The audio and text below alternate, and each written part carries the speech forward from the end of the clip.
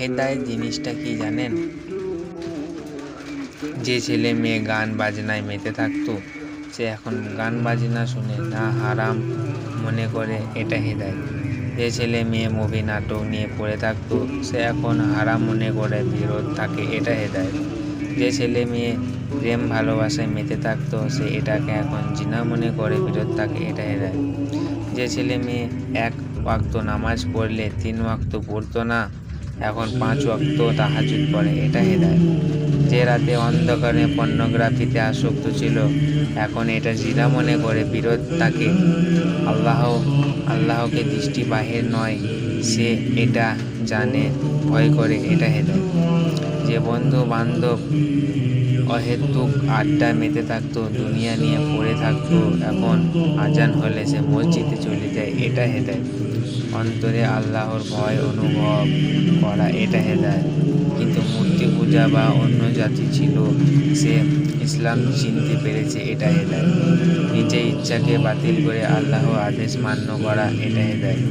নিজে মানে অপরকে আল্লাহ বাণী শোনানো, আল্লাহ পথে ডাকা, এটা হেদায়েত। যে ছেলেটা মেয়ে দেখলে তাকে থাকতো, আজ তার দৃষ্টি নিচু করে চলে, এটা হেদায়েত।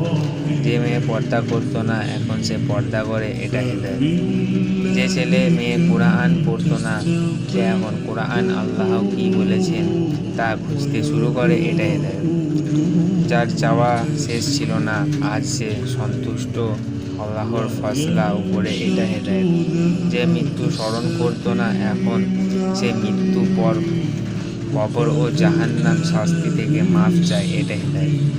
যে হারাম উপার্জন ছেড়ে হারাম চাকরি অফার ছেড়ে দিয়ে হালাল খুঁজে কষ্ট করে, এটা হেদায়েত।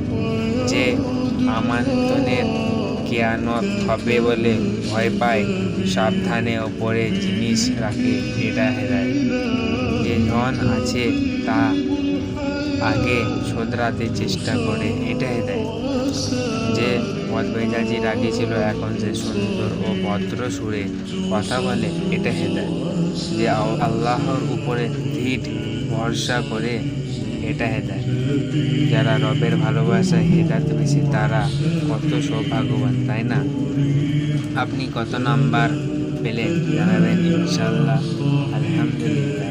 আল্লাহ সুবহানাহু ওয়া তাআলা আমাদের সবাইকে হেদায়েত দান করুন। আমিন।